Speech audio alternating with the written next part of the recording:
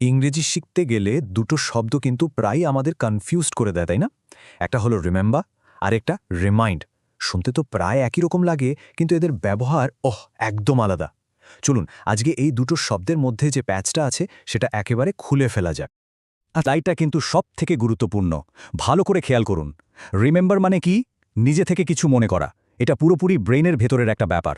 আর remind, এটা হলো যখন অন্য কেউ বা অন্য কিছু, ধরুন একজন বন্ধু বা একটা অ্যালার্ম, আপনাকে কিছু একটা মনে করিয়ে দেয়।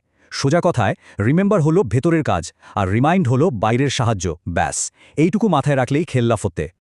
আচ্ছা, তাহলে এবার আসুন শুধু রিমেম্বার শব্দটা নিয়ে একটু বিস্তারিত আলোচনা করা যাক। আগেই তো বললাম, এটা হলো আমাদের নিজেদের মস্তিষ্কের কাজ। মানে যখন কোনো বাইরের সাহায্য ছাড়াই হুট করে কিছু মনে পড়ে যায়, সেটাই হলো রিমেম্বার। ধরুন না, হঠাৎ করে ছোটবেলার কোনো বন্ধুর নাম মনে পড়ল, বা কোনো একটা পুরনো গান, এই সব কিছুই হলো রিমেম্বার করা। আর এর ব্যবহারটাও কিন্তু বেশ সহজ। দেখুন, রিমেম্বারের পর আমরা একটা নাউন বসাতে পারি, যেমন আই রিমেম্বার হিজ নেম, তার নামটা আমার মনে আছে। আবার টু দিয়ে একটা ভার্বও বসাতে পারি, যেমন remember to lock the door, মানে দরজাটা লক করার কথা মনে রেখো। এমনকি ভার্বের সাথে আইএনজি যোগ করেও বাক্য তৈরি করা যায়, যেমন আই রিমেম্বার মিটিং হার, তার সাথে দেখা হওয়ার কথাটা আমার মনে আছে। এই তিনভাবেই এটা ব্যবহার করা যায়। তো রিমেম্বারের ব্যাপারটা তো পরিষ্কার হলো। এবার চলুন রিমাইন্ডার দিকে যাই। এটার মূল আইডিয়াটাই হলো বাইরে থেকে সাহায্য পাওয়া। রিমাইন্ড শব্দটা আমরা ঠিক তখনই ব্যবহার করি যখন একজন আরেকজনকে কিছু মনে করতে সাহায্য করে। ভাবুন তো, একটা জরুরি কাজ করার কথা ছিল, কিন্তু একদম ভুলে গেছেন। তখন আপনার বন্ধু ফোন করে বলল, ওই কাজটা করিস কিন্তু। এই যে আপনার বন্ধু আপনাকে মনে করিয়ে দিল, এটাই হলো রিমাইন্ড করা। আর এর গঠনের একটা খুবই জরুরি নিয়ম আছে। রিমাইন্ডের পরে কিন্তু সবসময় একজন ব্যক্তি বা পার্সন থাকতেই হবে। যেমন remind me to call him, দেখুন এখানে মি আছে। অথবা she reminded him to study, এখানে আছে হিম। এই যে মি, হিম, হার বা কোনো নাম, এই অংশটা কিছুতেই বাদ দেওয়া যায় না।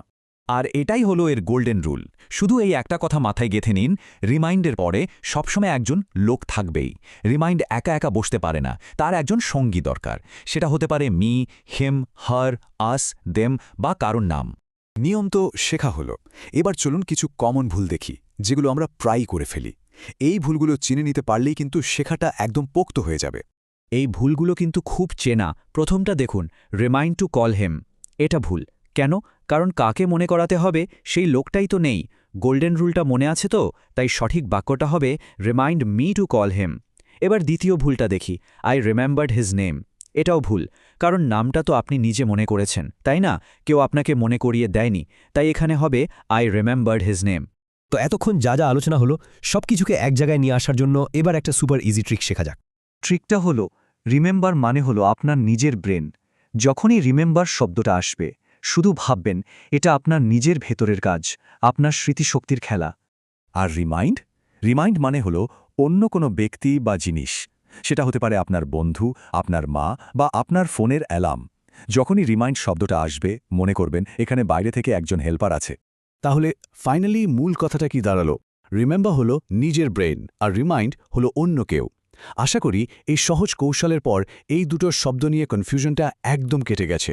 এখন থেকে এগুলি ব্যবহার করতে গেলে আত্মবিশ্বাসটাও বেড়ে যাবে।